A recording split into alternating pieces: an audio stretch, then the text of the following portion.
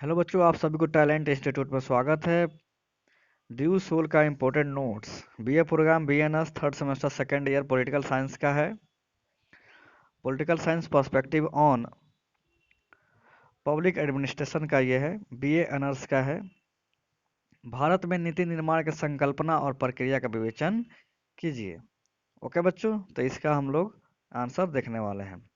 Answer देखने से पहले जो भी बच्चे अभी तक चैनल को सब्सक्राइब नहीं किए हैं तो प्लीज़ चैनल को सब्सक्राइब कर ले आगे के हेल्प के लिए, और बेल आइकन को भी क्लिक कर ले ताकि जैसा ही वीडियो अपलोड हो आप लोग को तुरंत पता चले, नोटिफिकेशन चल जाए।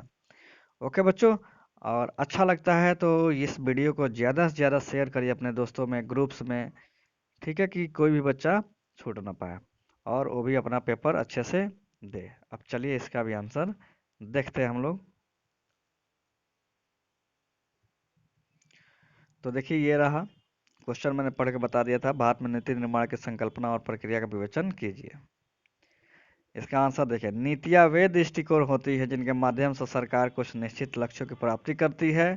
यह सरकार द्वारा प्राप्त किए जाने वाले अंतिम लक्ष्य और इसे प्राप्त करने हेतु आवश्यक उपायों को निर्धारित करती है। विशेष रूप से सार्वजनिक नीतियाँ विधिक संरचना के अनुरूप कुछ लक्ष्यों पर उद्देश्य की प्राप्ति हेतु सरकारी निर्णय और परिणामों का कार्य होती है।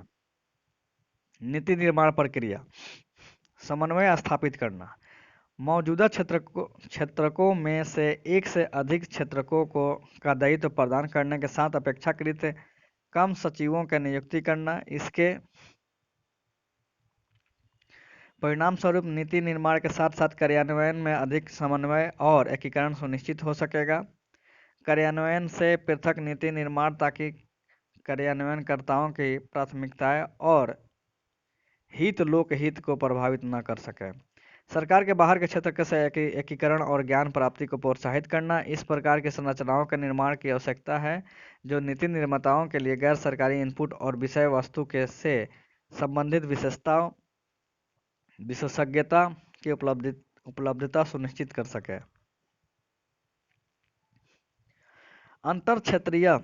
अंतर क्षेत्रीय प्रभाव का आकलन करना। नीति निर्माण प्रक्रिया और संरचना के अंतर्गत अंतर क्षेत्रीय प्रभाव के बारे में सूचना एकत्र करना, आवश्यक आदान प्रदान के विश्लेषण तथा उन विभिन्न क्षेत्रकों पर प्रभाव के संबंध में समुचित विचार के पश्चात उपलब्ध विकल्पों में से पूर्णतः सूचित विकल्प चयन को सुनिश्चित किया जाना चाहिए।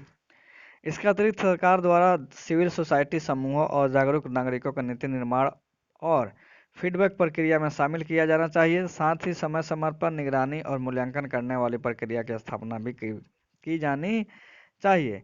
सरकार जनहित के उद्देश्य से जो भी कार्य करने का निर्णय लेती है वे लोक नीति कहलाते हैं। सरकार के विभिन्न अंग अपने स्तर पर लोक नीति निर्माण में भाग लेते हैं जिसकी एक प्रक्रिया पाई जाती है, परंतु नीति के कार्यान्वयन एवं समुचित मूल्यांकन का सामना प्रत्येक सरकार को करना पड़ता है। लोक नीति में दो शब्द हैं, लोक और नीति। लोक अर्थात जनता सार्वजनिकता का द्योतक है, क्योंकि एकमात्र सरकार ही उन नीतियों का प्रतिपादन करती है जिनका सीधा संबंध एकमात्र लोक कल्याण से होता है। अर्थात लोक नीति सरकारी या सार्वजनिक नीति होती है, ठीक है ना, दोनों हो सकती है। लोक नीति और सरकारी या सार्वजनिक नीति होती है और यह निजी नीति से भिन्न होती है।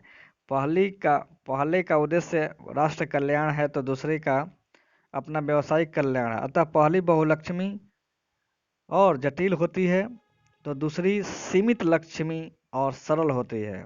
लोक नीति की प्रक्रिया: सरकार को समाज की समस्याओं की पहचान करना होती है, चूंकि समस्या बहुत ही बहुपक्षीय है, जबकि जबकि संसाधन समिति है, अतः समस्याओं की प्राथमिक तय करनी होती है। परंतु लोकतांत्रिक समाजों में बहुत दबाव होते हैं, जैसे कि क्षेत्रीय दबाव, अतः प्राथमिकता का निर्धारण भी जटिल हो जाता है।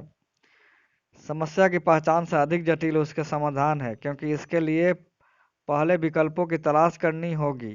ये विकल्प संवैधानिक सीमाओं, वित्तीय सीमाओं, प्राकृतिक सीमाओं इत्यादि के संदर्भ में विकसित होते हैं और इसलिए स्वयं भी सीमित हो जाते हैं। अतः सीमित विकल्पों में से श्रेष्ठतम का चुनाव नीति विश्लेषण की मांग करता है और यह सबसे महत्वपूर्ण चरण होता है जिसमें विकल्पों के सामाजिक आर्थिक लाभ हानि को तुलनात्मक रूप दिया जाता है। अंततः इन विकल्पों में से एक बेहतर चुन लिया जाता है और यह निर्णय ही नीति बन जाता है। परंतु लोक नीति की प्रक्रिया उसके निर्धारण से आगे क्रियान्वयन तक पहुंचती है। इससे सक्षम व उचित संगठन की पहचान की जाती है। चूंकि नीति बहुपक्षीय होता है, अतः उसके विभिन्न भागों का आवंटन संबंधित संगठनों को करना पड़ता है। जैसे भारत में मंत्रिमंडल का निर्णय 2 या अधिक मंत्रालय के माध्यम से क्रियान्वित हो सकता है। उदाहरण के लिए शहरी विकास मंत्रालय और पर्यावरण मंत्रालय दोनों से संबंधित है। और जैसे जैसे ऊपर से नीचे नीति का क्रियान्वयन उतरता जाता है, वैसे वैसे उस पर उसी क्रम में परीक्षण, नियंत्रण आदि की समीक्षा का काम भी शुरू हो जाता है। लेकिन नीति का क्रियान्वयन प्रभावी हो, इससे भी ज्यादा जरूरी उसकी परिणाम मूलकता है।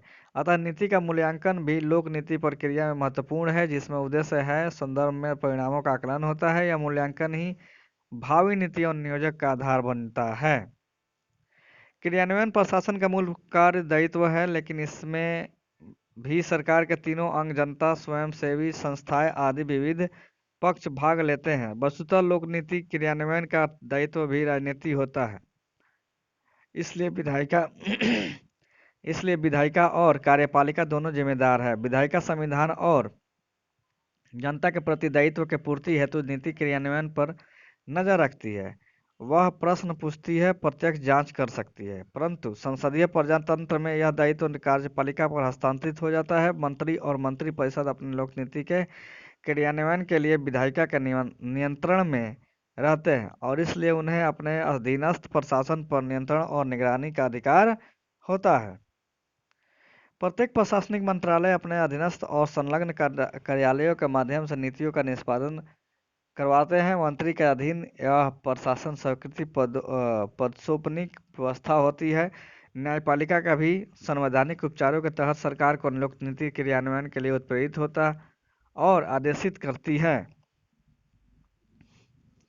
परंतु 21वीं सदी के प्रारंभ में लोक नीति क्रियान्वयन में एक नई प्रवृत्ति उभरी है, स्वयंसेवी संस्थाओं और निजी क्षेत्र की भागीदारी। आज सरकारी शिक्षा, स्वस्थ सामाजिक चेतना इत्यादि क्षेत्रों से संबंधित कार्यक्रमों, योजनाओं को एनजीओ को बड़े पैमाने पर हस्तांतरित कर चुकी है। नीति क्रियान्वयन में जनता की भागीदारी बढ़ा दी गई है। जहां विकेंद्रीकरण के तहत स्वशासन की नीति निर्माण में भूमिका बढ़ी, वहीं क्रियान्वयन में अधिक बढ़ी। जैसे रोजगार गारंटी प्रोग्राम का क्रियान्वयन पंचायतें कर रही है। आज सिटीजन चार्टर, सूचना का अधिकार आदि का प्रयोग करके जनता क्रियान्वयन पर पैनी नजर रख सकती है। ओके बच्चों, अब एक भारत में सार्वजनिक नीति निर्माण को बाधित करने वाले मुद्दे। विचार और कार्रवाई में व्यापक समन्वय का अभाव। उदाहरण के लिए भारत में परिवहन क्षेत्र का प्रबंधन 5 विभागों मंत्रालय द्वारा किया जाता है, जबकि अमेरिका और ब्रिटेन में यह केवल एक विभाग का ही कार्य है। नीति निर्माण और कार्यान्वयन के मध्य अतिव्यापन कार्यान्वयन शक्तियों का मंत्रालय के उच्च स्तर पर अत्यधिक संकेंद्रण है। अतः जो लोग नीति निर्माण करते हैं उन्हीं के द्वारा इनका कार्यान्वयन भी किया जाता है। इसलिए कई बार नई नीति के रूप में यथास्थिति या बहुत कम परिवर्तनों को भी प्रस्तावित किया जाता है। गैर सरकारी इनपुट और सूचित विचार विमर्श का अभाव। कई क्षेत्रों में सर्वोत्तम विशेषता सरकारी क्षेत्र में बाहर विद्यमान होती है, तथापि सरकार के नीतिगत प्रक्रिया और संरचनाओं के लिए बाहरी इनपुट प्राप्त करने का कोई व्यवस्थित साधन मौजूद नहीं है। साक्ष्य आधारित अनुसंधान का अभाव। अपेक्षाकृत अधिक प्रभावी नीतिगत लक्ष्यों को निर्धारित करने के लिए विस्तृत क्षेत्र आधारित मूल्यांकन सुधार करने हेतु सीमित संसाधन उपलब्ध है। राजनीतिक रूप से प्रेरित नीतियां। अनेक बार चुनावी आवश्यकताएं या अपेक्षाएं किसी नीति के लक्ष्यों और उद्देश्यों पर हावी होती है। व्यवस्थित विश्लेषण का अभाव। नीतिगत निर्णय प्रायः लागत, लाभ, आवश्यक आदान प्रदानों और परिणामों के पर्याप्त विश्लेषण के बिना ही कर लिए जाते हैं। तो ये रहा आप लोग का क्वेश्चन, पॉलिटिकल साइंस का पर्सपेक्टिव ऑन पब्लिक एडमिनिस्ट्रेशन का क्वेश्चन था। तो अब ये इसको आप लोग पढ़िए अच्छे से और फिर कल अच्छे से पेपर दीजिएगा। ओके बच्चों, ऑल द बेस्ट बच्चों, थैंक यू सो मच बच्चों।